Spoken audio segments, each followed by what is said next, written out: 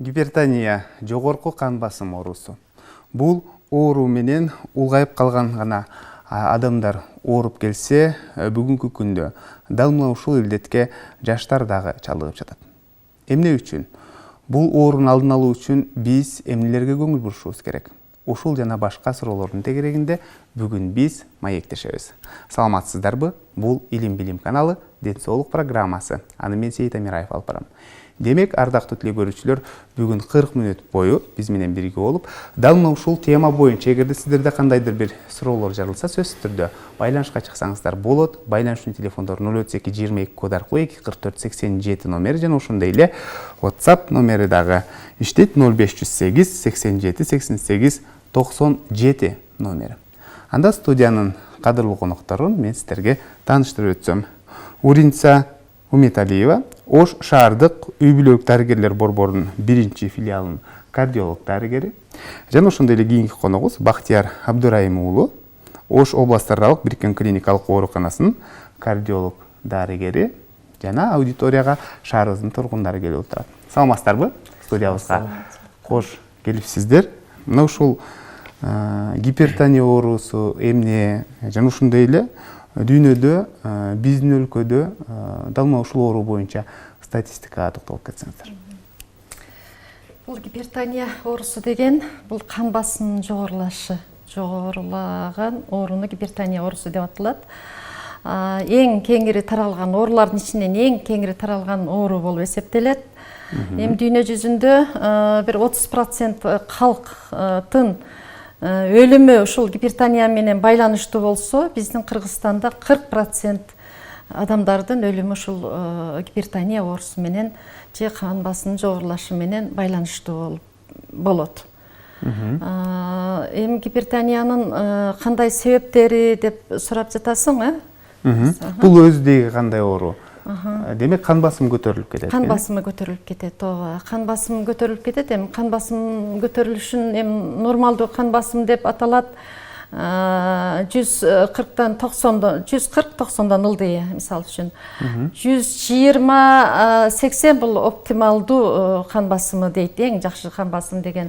Андан жогоруларынын өзүнүн 140-тан жогоруласа эле, биздин өлкөдө азыр ушундай кабыл алынган, 140-90 жогорулаганы бул кан басым деп диагноз коюлат да. Чет өлкөлөрдө азыр 130-80 деген мынандай даркы берки тартышуулар болуп атат. Эми биз азырынча 140-тан жогорусун давлениясы бар оору катары эсептеп учетко алып, аларды дарылап жатабыз. Жакшы. Бактияр мырза, айтсаңыз, эмне себептен адам баласы дал мына ушул илдетке кабылат? Биринчи себептери бул өзгөрүлүүчү жана өзгөрүлбөчү болуп эки группага бөлүнөт. Бирин өзгөрүлбөй тургандары булар тукум куучулук. Экинчиси жаш курак, возраст деп коет, ошолор. Андан кийинкиси азыркы немеде ашыкча семирүү, ашыкча салмактуулук, күнүмдүк тамак ашка тузду көп колдонуу, аз кыймылдоо, терс психоэмоциональный көрүнүштөр, стресс деп, ошолордун баары гипертония оорусуна алып келет. Жакшы. Өзгөрүлүүчү жана өзгөрүлбөөчү деп айтып өттүңүздөр. Негизинен тукум куу экен. Тукум куучулук. Анан сөзсүз түрдө кайсы бир нерседен себептен улам дагы ушул гипертония оорусуна кабылып калат экен да. Сиздер мисалы алдын алыш үчүн өзгөчө эмнелерге көңүл буруш керек, Уринца айым?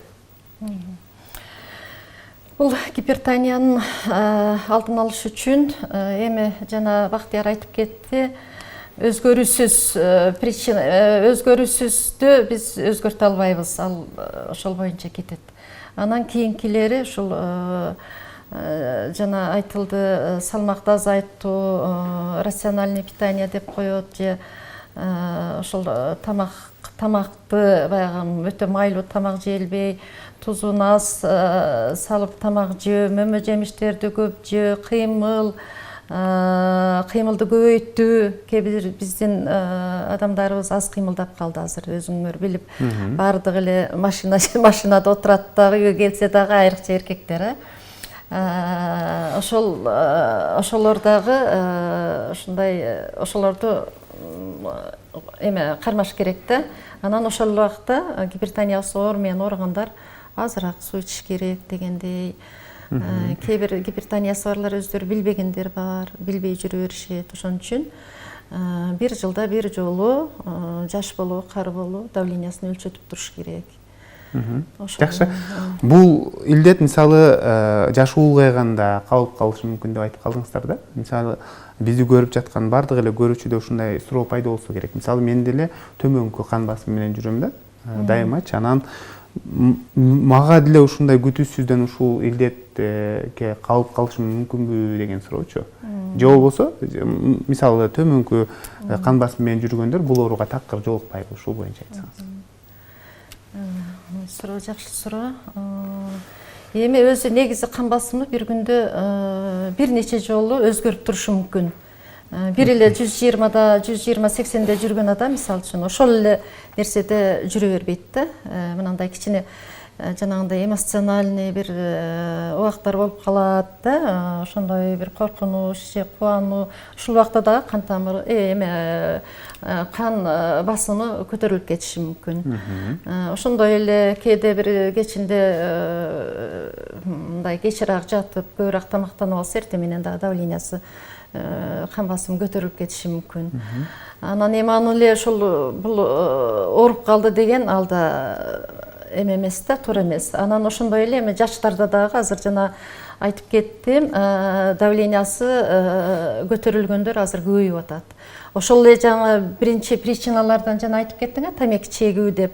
Жаштарда тамеки чегүү, жаман адаттар, жаман адаттар, ичкинчилик ичүү ушулар дагы алып келиши мүмкүн. Ошондой эле жанагы аз кыймылдоо, анан семирип кетүү, азыр биздин жаштар, көпчүлүк жаштарыбыз семирип кетип атат.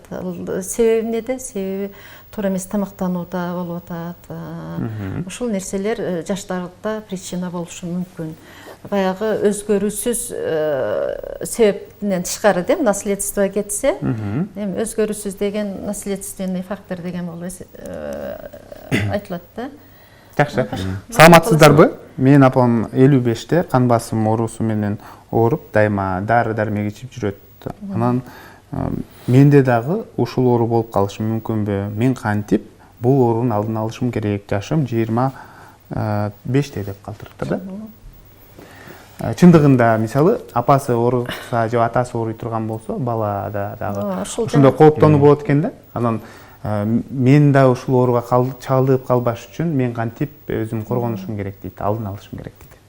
Ал бул көрүүчү атасында эгер апасында кан басымы көтөрүлгөн болсо, анда өзү дайым өзүн диета сактап, кан басымын дайым текшерип туруш керек. Мындай айтканда ашыкча салмактан арылуусу керек, көбүрөөк кыймыл аракет жасашы керек. Дагы мындай баягы жаман адаттардан алыс болуш керек. Сигарет тартпоо, арак ичпөө ошолордон. Эгерде атасында, апасында гипертония оорусу болсо, анда кызында болушу мүмкүн деген тыйнактар бар. Жакшы. Жогоруда сөзүңүздөрдө айттыңыздар да. Мисалы, кээ бирлер ушул ооруга чалдыкканын билбей эле жүрүшү мүмкүн деп да. Анан сиз жакшы айтып кеттиңиз, сөзсүз түрдө бир жылда бир дарыгерге келип көрүнүп туруш керек.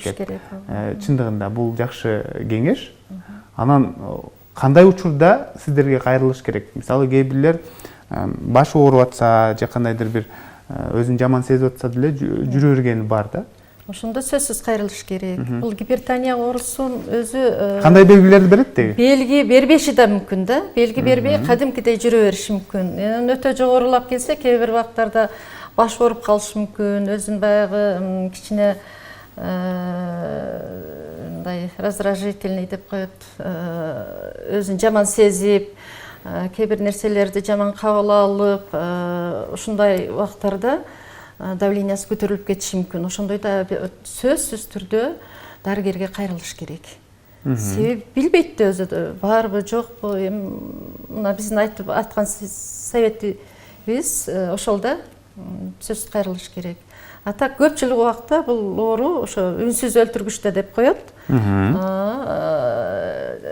Билбей жүрүп эле кантип өзүн эгер дарыгерге барбай өзүн жакшы сезип жүрө берет дагы анан бир күн эле катуу ооруп калат, же инфаркт болуп калышы, же инсульт. Ошол мааниде бул үнсүз өлтүргүч деп койгондун мааниси ошондо. Жакшы. Жогоруда айттык, негизинен дүйнөдө Кыргызстанда дагы бул ооруга кабылгандар көп. Бул оору менен күрөшүп жашап келет дегендей. Анан көпчүлүктө ушундай суроо бар да, ушунан толук айыгамбы дегенчи. Бул деги өнөкөттү же болбосо толук айыкса болобу? Сен жооп бересиңби? Бул оору өнөкөт оору. Бул оору менен толук айыууга болбойт. Бул оору менен ооругандар дайыма дарыгердин көргөзгөн дары дармектерин ичип, убагы менен дарыгердин дайыма көзөмөлүндө болуу керек. Гипертония оорусун мындай өмүр бою дарылаш керек. Врач көргөзгөн дарылар менен убагында ичип, көпчүлүк учурда биздин калктын көпчүлүгү гипертония оорусунун ооруганын өздөрү сезе билишпейт. Ошон үчүн бул эже айтып өттү, бул мындай үнсүз өлтүргүч депчи, орусча айтканда тихий убийца деп коет. Ошон үчүн бардыгы 35 жаштан жогорукулардын бардыгы эгерде ашыкча салмагы болсо, тамеки тарткан, спирттик ичимдиктерин колдонгон адамдар болсо, жылына жок дегенде бир жолу кан басымын өлчөп туруу зарыл. Жакшы. Бул илдет жаш балдар арасында да кезигеби? Мен сурайын дегеним, мисалы ымыркайлардагы ушундай кан басым оорусу менен төрөлүп калабы кандай учурда? Жок, ымыркайлар кан басым оорусу менен төрөлөт деп айтуу кыйын, бирок жанагы врожденный порок сердца деп коет, эми жүрөк кемтиктери. Жүрөк кемтиктеринде бир коарктация аорта деген ошол жүрөк кемтиги бар да. Аортада бир кичирейип калган жер бар, тубаса. Ошондо мына колундагы кан басымы жогору, бутундагысы аз болуп калышы мүмкүн да. Ушундай случайлар болот. Ошол кемтик төрөлгөн. Бирок эми баягындай эми азыр дагы айтып кетебиз, холестерин деген бир бала бар, ошол дагы секин барып жанагы тихий убийцанын же болбосо үнсүз өлтүргүчтүн бир причинасы балдарда ошондой гиперхолестеринемия деп коет, же холестерини көп төрөлүп калышы мүмкүн, же ошол отложение холестерин ошондой ошол ичте экенде атеросклероз менен төрөлүп калышы мүмкүн. Эми бул литератураларда жазылат, эми аны доказать этиш биздин эмеде эмес эми. Ошол. Жакшы, саламатсыздарбы? Мен 3 күндөн бери кулагым шуулдап, анан башым аябай катуу оорутат. Эмне кылсам болот? Жашым 27де деп калтырыптыр. Сөзсүз дарыгерге кайрылсын. Давлениясын өлчөтсүн.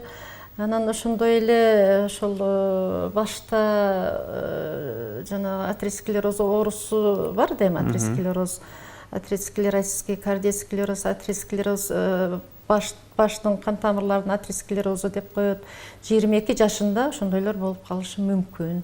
Дарыгерге кайрылса, биринчиден давлениясын өлчөтүш керек. Давлениясы нормал эме болсо, эми азыр бизде текшере турган аппараттар көп, томография деген нарковерк бар, ушуларга сөз өтүш керек да. Жакшы, саламатсыздарбы? Мен азыр программага кошулдум дейт, кан басым көтөрүлгөндө дейт, кандай белгилерди берет дейт? Кан басым көтөрүлгөндө биринчиден башы ооруйт, экинчиден көзү чымырайт, кулагы шум болот, кулагы чуулдайт деген. Андан кийин көңүл айланып кускусу келет, жүрөгүндө ар кандай оору сезимдер пайда болот. Эң биринчи белгилери ушулар болуп эсептелет. Эми бул эмеде кошумча гипертонический криз деп коет да. Бул ошол катуу өтө бийик көтөрүлүп кеткенде ошондойлор болуп калышы мүмкүн. Анан жөн эле көтөрүлгөндө жана биз айтып кеткендей, баш ооруп калабы? Кичине баш ооруп, ошондой жанагындай кулагы чуулдап, сылап, мындай алсызданып калышы мүмкүн да. Жакшы. Кан басым түшүп кеткенде дагы кулагында кандайдыр бир шум пайда болушу мүмкүн. Пайда болот. Кан басым көтөрүлгөндө дагы ошондой. Болот. Жакшы, бизде аудиторияда кийинки суроо. Кандай суроо берсеңиз болот? Бул кан басым мисалы эмеде атат го. Эч качан айыгып кетиши мүмкүн эмес да тогого. Демек, күн сайын ага каршы дары-дармек ичип жүрсөң эле бул зыян болуп калышы мүмкүн да. Ошон үчүн баягы дары эмес, башка бир зыяндуу эмес нерсе күнүгө бир ичип жүргөнгө мүмкүнбү? Мындай дарыдан сырткаркы, мисалы үчүн элдик медицина болушу мүмкүн баягы. Же болбосо дары эмес да башка нерсени. Жакшы. Анан мен билем да негизинен ушул дарыгерлер дагы мисалы жаштар кайрыла турган болсо, кайсы бир дары чөптөрдү сунуштаганын укканмын да негизичи. Ушуну ичип жүр, дайыма ичип жүргөнүңө дары ичип калбагының деп ушундай нерсени айтат да. Ошого кошумча айтып кетсеңиз. Эми жана жаштарды айтып атпайбызбы? Жана эмоциональный стресс деп коет, ошол бир нерсеге кайгырып, же тескерисинче кубанып, же бир жанагындай бир неме привычкаларды эме кылса, курение, мисалы үчүн алкоголду көбүрөөк ичип алса, давлениялары көтөрүлүшү мүмкүн да. Анан эми ал эме постоянный көтөрүлүп кетет деген сөз эмес да. Ошол убакта ошондой бир жана сийдире турган дары эме чөптөр бар, мисалы үчүнчү, организм келтире турган чөптөр. Анан кийин эми бизде өзү биздин Кыргызстаныбызда кандай гана түрдүү дары чөптөр бар эми. Ошолор менен ошону билген болсо, же болбосо аптекадан деле алып, ошондой дарыларды, мисалы үчүн тынчтандыра турган чөптөр бар. Ошолорду колдонсо болот. Бирок ошол дагы дарыгердин көзөмөлүндө. Анан аны бир убакка чейин давлениясын өлчөтүп, ар күндө бир айда бир кийинчерээк өлчөтүп туруш керек да. Ошол убакта эгер кан басымы бирдей болуп жогору болуп туруп алса, буну уже дары-дармек өткөрүш керек. Тема боюнча кандайдыр бир суроолор жарылса, сөзсүз түрдө байланышка чыксаңыздар болот. Байланышчу телефондор 03222 код аркылуу 24487 номер жана ошондой эле WhatsApp номери дагы иштейт 0508 87 88 97 номери. Биздин бүгүнкү чыгарылышыбыздын темасы жогорку кан басым оорусу. Маегибизге кайрылып келсек, телекөрүүчүлөрдөн суроолор келген. Саламатсыздарбы? Жашым 19-та дейт. Жатып туруп тура калсам дейт, башым айланат дейт. Анан бул нерсе кичинекейимден бери бар дейт. Анан соңку убакыттарда дейт, мен жоонум тырышып, ооруп атат. Эмне кылышым керек, эмне үчүн мындай болуп атат деген суроо калтырыптыр да. Бул көрүүчүнүн жашы 19 жашта болсо, бул баш айлануу белгиси бул көп оорулардын белгилеринин катарын толуктайт да. Ошондуктан баш тура калганда баш айланганы может кан азуулуктан да болушу мүмкүн. Ошондуктан больницага же поликлиникага кайрылып, бир кандын жалпы анализин текшерип көрүш керек экен, ошого карап анан билебиз. Сөзсүз түрдө текшерилиш керек. Текшерилиш. Кошумчалап коеюн, сөзсүз түрдө текшерилиш керек. Бул 19 жаш деген бул өсүп аткан организм болот. Али токтоло элек организм болот. Бой өскөн сайын организмге көп микроэлементтер, керектүү заттар жетишпей калышы мүмкүн. Ошол себептен дагы көп балдар ошондой көп подростковый период, ошондой периоддордо ошол бирден бир причинасы кальций жетишпей калат, мисалы үчүн өсүп аткан балага йод жетишпей калат. Ошондой эле мына Бактияр айтты, кан аздуулук болуп калышы мүмкүн. Ошол убакта жүрөктү жакшылап текшертип коюш керек. Жүрөк ооруларында билинбеген менен жанагындай кемтик менен төрөлгөн балдар болсо, убагында диагноз коюлбай калса, ошол убакта айтып атпайбы бул бала кичинекейимен бери башым айланат деген жагына караганда, бул ошол суроо берген бала сөзсүз жүрөгүн кошо текшертсин. Дарыгерге кайрылсын да, кыскасы. Азыр электрокардиограмма деген бар, эхокардиограмма дегендер бар. Ушулардан сөз өтүүсү зарыл. Менин оюм ушундай. Жакшы. Жогоруда айттым эле негизинен дары чөптөр деп сүйлөп калдык да. Мына ошол жогорку кан басымда жүргөндөр, мисалы жаш балдар деле бүгүнкү күндө кан басымын текшертип турат да. кан басымын текшерип туруп өзүндө билет да кандай экенинчи. Мисалы ошолор текшерилгенден кийин мисалы кандай дары чөптөрдү ичип жүрсө болот, чай кылыпчы, чайдын ордуна ичип жүрсө болот, ушул боюнча кеңеш айтып кетсеңиз. Эми чайдын ордуна чөптөргө өтүп чайдын ордуна ич деп айта албайбыз. Себеби бул ар нерсенин дозасы деп коет, өлчөмү болот да, өлчөмү болуш керек. Анан дары чөптөрдөн азыр эми бизде өсүп аткан жанагы жалпы деле дары, лимонник деп коет, алар дагы дарылык. Шиповник деп коет, алар дагы кичине болсо дагы дарылык касиеттери, давленияны түшүрүүгө. А так мындай дарылык касиети аябай. Ошондой эле корень валериана деп коет, ошолар абдан эгер давлениясы жанагындай суроо берилип атпайбы, мен жаш эле экен, менин давлениям мындай. Ошолордон анан бизде эми пустырник деп коет, пустырниктин мен котормосун кыргызчасын билбей эткем. Ушу кичине успокаивающий дагы таасирлери бар дарылар, чөптөрдү ичиш керек да. Анын эми дозасын аптекадан алса дозасын жазып коет, а өздөрү терип алып колдонсо, чай кылып эле биринин артынан бирин иче берсе ал туура болбой калат.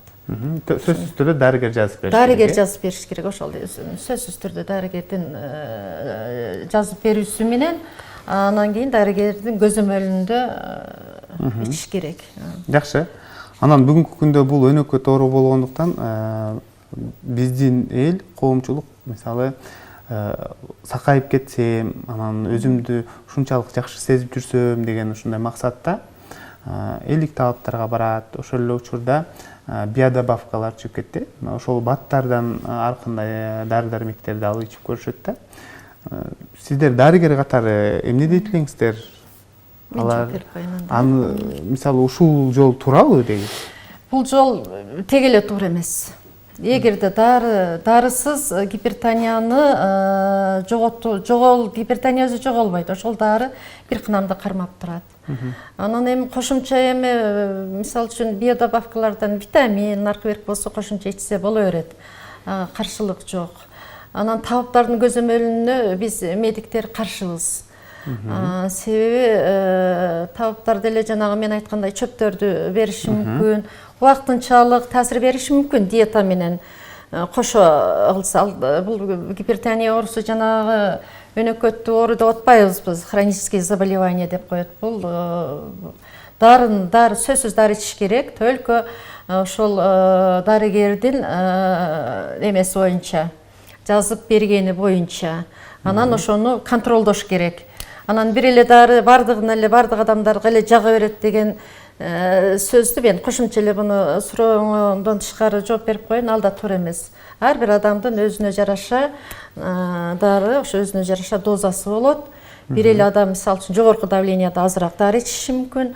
Бир эле адам азыраак давленияда көбүрөөк дары ичиши мүмкүн. Ошон үчүн сөзсүз дарыгердин көзөмөлү болуш керек.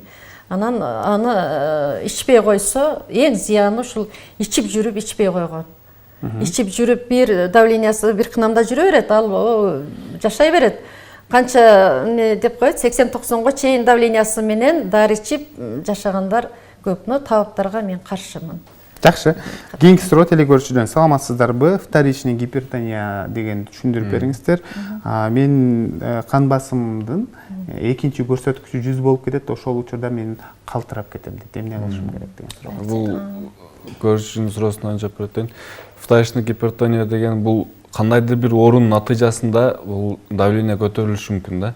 Мисалы бөйрөктүн оорусу болот, гломерулонефриттен бөйрөктүн оорусу болот, анан кийин бөйрөктүн кан тамырларынын оорусу, стеноз почечной артерии деп коет.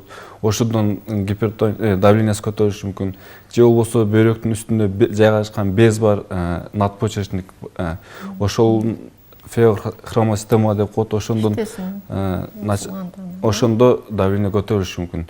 Же болбосо калкан бези, ошолордун оорусунун натыйжасында ошодо вторичный давление, ошонун негизинен вторичный артериалдык гипертензия деп коет.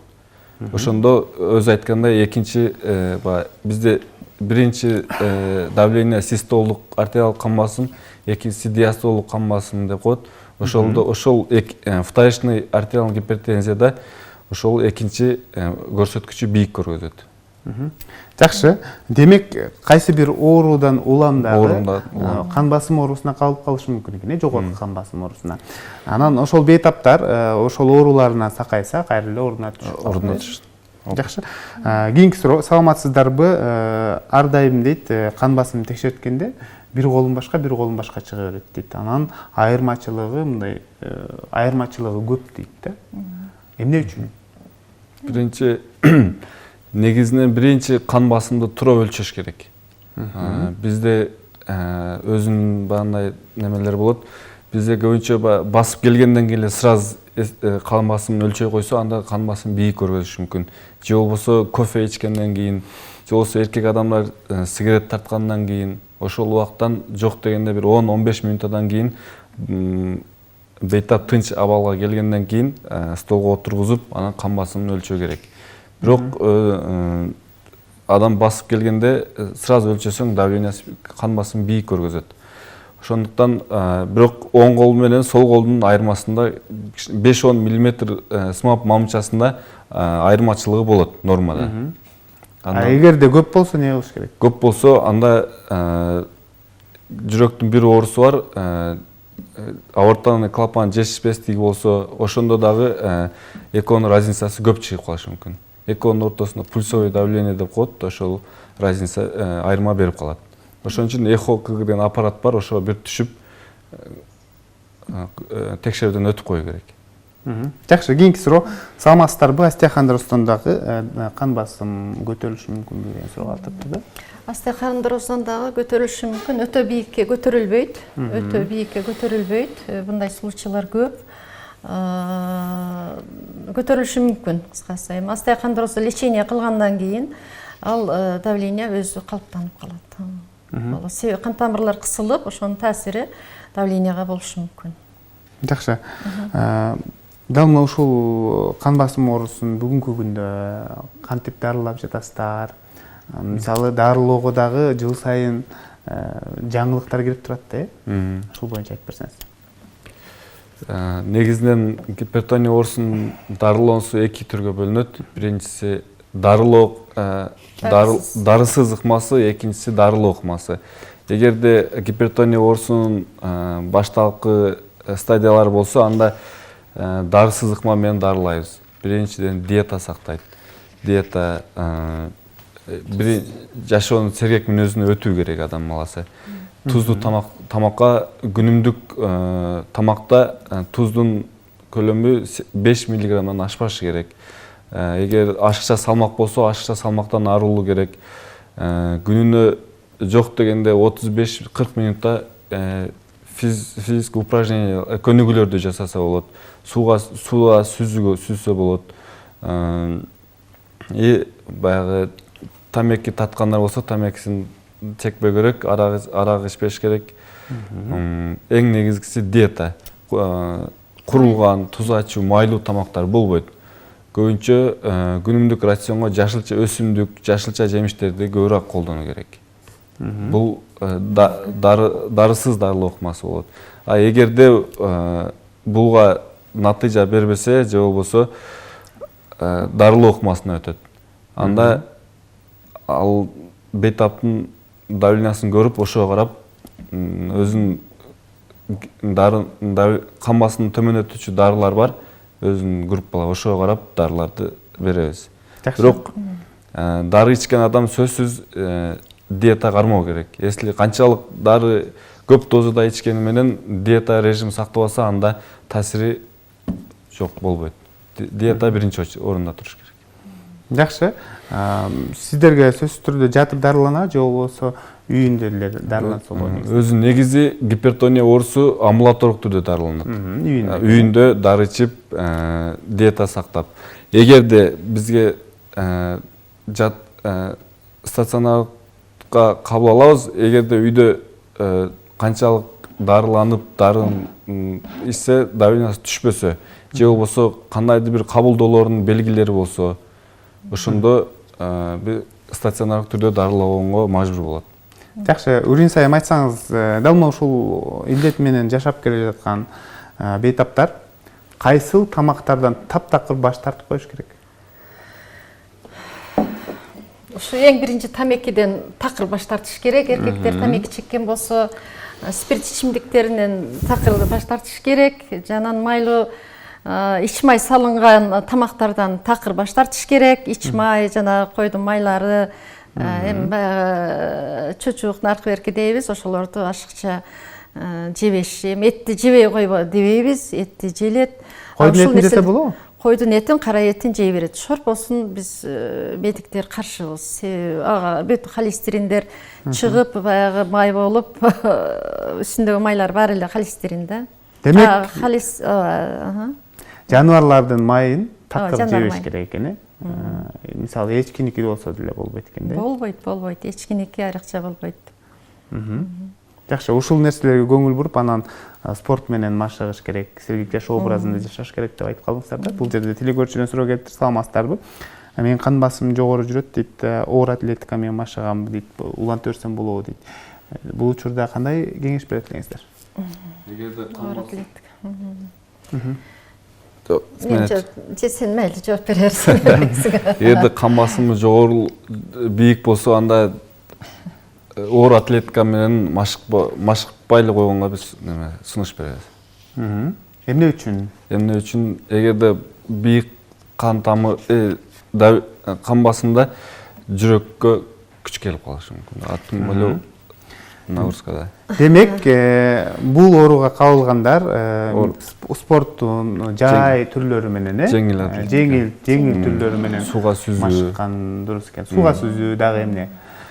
Йога, чыгыш өнөрлөрү ошолор менен эсеп болот. Урин сайын эмнени айтайын дедиңиз? Мен айтайын дегеним эмеде мындай физический деп коебуз, жана любой спорт менен машыккандарда, жүгүрөт, наркы сөз давление көтөрүлөт да. Тем более бул оор атлетикадагы адамдын давлениясы резко көтөрүлүп кетсе, булдун баягы последствиясы жакшы болбойт. Ошон үчүн дагы сөзсүз врачтын көзөмөлүндө кеңешин алып, ошого карап, азыр Бактияр туура эле айтты, ошол спортту өзгөртүш керек, алмаштырыш керек. Себеби жүрөккө өтө күч нагрузка, ал жүрөк канчалык тез иштеген сайын давление ошончолук көтөрүлө берет да. Жүгүргөндө, нормадан ашык жүгүргөндө, жанагындай нагрузкаларды бергенде жүрөк тез иштей баштайт. Жүрөктүн частота сердечных сокращений деп коет. Ошол тез канчалык тез согот. Жакшы, айтсаңыздар, кан басым төмөндөп кеткенде дагы адамда ыңгайсыздык жаралат ден соолугунда, өзүн ыңгайсыз сезе баштайт, эми көтөрүлүп кеткенде деле ошондой да.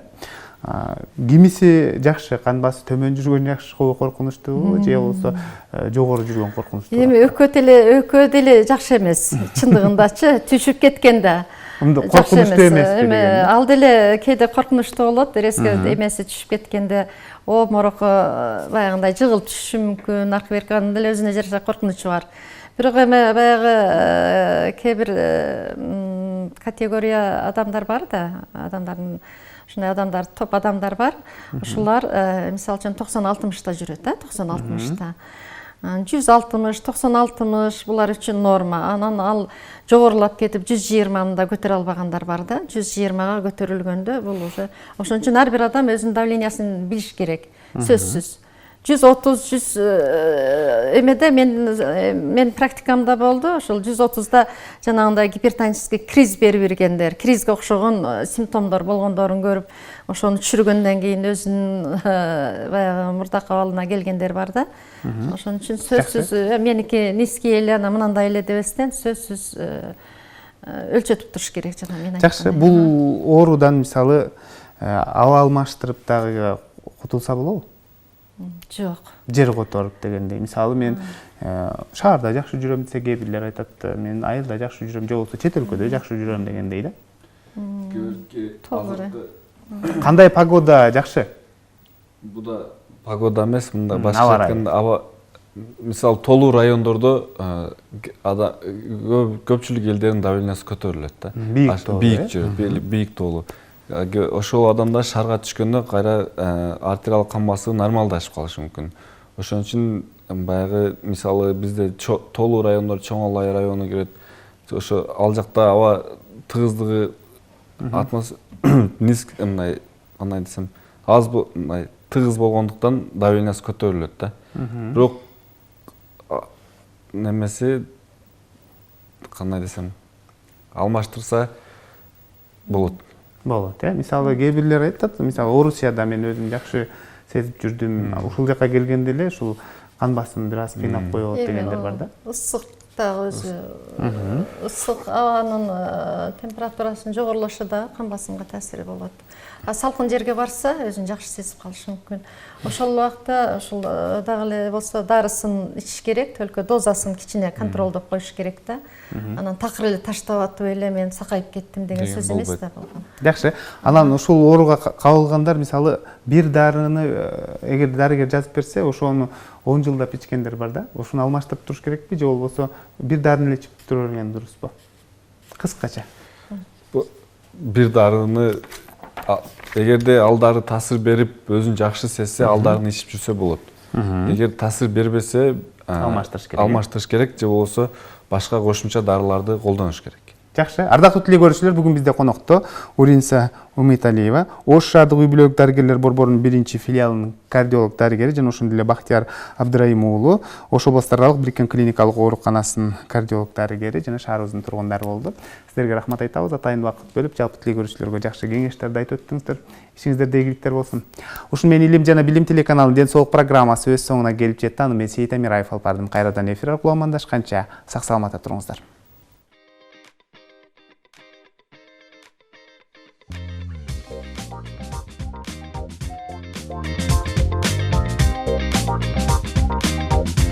Thank you.